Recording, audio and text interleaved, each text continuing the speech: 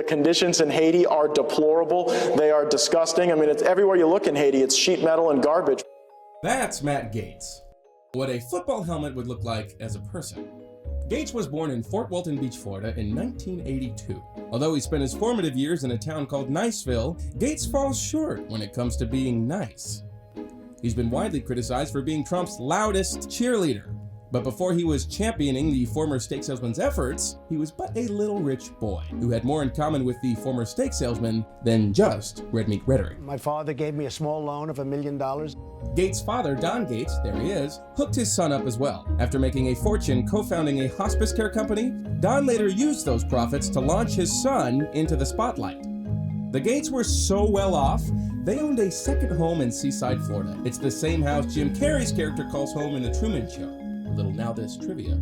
Stephanie Mensimer of Mother Jones notes Gaetz, who has devoted his career to getting on television, spent much of his childhood in a house made famous by a character trying to get off TV.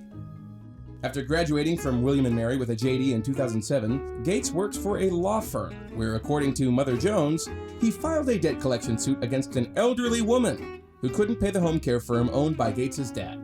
Take that, elderly woman. Then in 2008, 1 year into his gig at the firm, Gaetz was pulled over for drunk driving. After failing an eye test twice and absolutely refusing that breathalyzer, he was arrested. But the charges were dropped thanks to a lawyer at the firm. As of 2014, Gaetz has been cited for 17 traffic tickets since 1999. And in addition to his DUI, Gaetz rear-ended a constituent while talking on his phone and racked up multiple speeding tickets over the years, with no signs of slowing down. See what I'm doing? In 2010, he decided to run for the State House seat in Florida's 4th District. And once he was in the State House, Gaetz led an effort to allow Floridians to carry guns openly in public. He also sponsored a bill to speed up the state's death row executions, and he sponsored another bill to ban abortions under Obamacare. In 2013, after George Zimmerman killed Trayvon Martin, Gaetz offered a full-throated defense of Florida's Stand Your Ground law, which a recent study concluded conviction outcomes under that law are racially biased.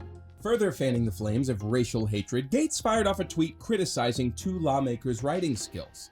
Out of the 14 Democrats, Gaetz picked on the black legislators, a comment he never rebuked. In early 2016, Gaetz announced he was running for the U.S. House seat representing Florida's 1st congressional district, but winning was a different challenge.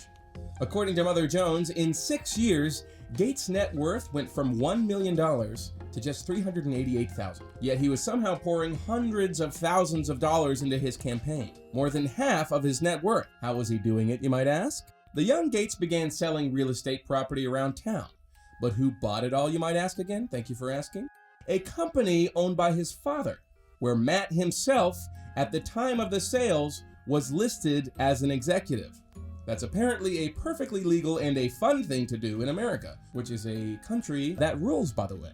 So after Gaetz sold those properties to a company owned by a bunch of Gaetzes, he obviously won that seat, where he's been stirring things up ever since, with the help from some super reliable folks. Wow, Matt Gaetz, really impressed with what you're doing. MattGaetz.com. Thanks for joining us. During his first term, Gaetz invited a Holocaust skeptic who threatened to take out a Black Lives Matter activist to attend the State of the Union. I had met Chuck just briefly before allowing him to snag a ticket that was at our office, but you know, some of the claims against Mr. Johnson are not accurate. He's not a Holocaust denier. He's not a white supremacist. At a House Judiciary Committee hearing on gun violence, almost a year after the Parkland shooting, Gaetz, along with his A+ NRA rating, tried to eject two fathers who lost children to that shooting. Gaetz explained, "The greatest driver of violence wasn't the weapon, but our immigration system and a lack of a wall." When a grieving Parkland dad whose son's life was taken by a U.S.-born citizen said that's not true, Gaetz responded. Is there a process in the committee whereby if the very same people are repeatedly interrupting the time of the members, that those people will be asked to depart the committee? So who was cheering Gaetz on through all this? You talk about defending, he's fantastic. Matt Gaetz. Well, Trump had reason to back him. In addition to their mutual beliefs, Gaetz went a step further on the eve of public testimony by Trump's former personal lackey, attorney, Michael Cohen. Gaetz invoked his non-right to intimidate a witness, tweeting, Hey, at Michael Cohen212, do your wife and father-in-law know about your girlfriends? Maybe tonight would be a good time for that chat. I wonder if she'll remain faithful when you're in prison. She's about to learn a lot.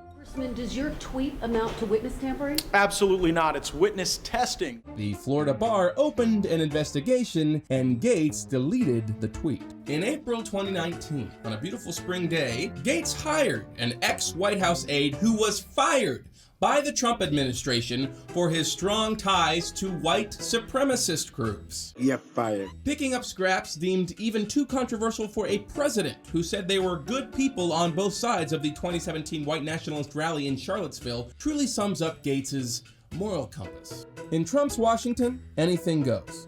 And Gaetz, along with his numerous speeding tickets, appears to be hauling straight to the top. As long as he keeps sticking his neck out for the president, the sky is the limit. Matt Gaetz. Where's Matt? Where's Matt? Stand up, Matt. Boy, a great defender. He gets on television, and he's like, it doesn't stop. Hey, thanks for watching Who Is? Did you know we have a podcast now too? On Who Is, the podcast, I'll dive deep into the fascinating lives of the people who run things, whose decisions impact every aspect of our lives. How did they get where they are today? And knowing that, what might they do next? From politicians to the ultra-rich, to military contractors and monarchs and media moguls, I'll introduce you to the reporters and experts who know these real-life world molders best. Sharp-eyed observers and confidants who observe our subjects as they make the decisions that define our everyday lives. To see more, hit the link or search Who Is on the iHeartRadio app or wherever you get your podcasts. And for more of the video series you know and love, be sure to check out the Snapchat versions and our series playlists on YouTube and Facebook.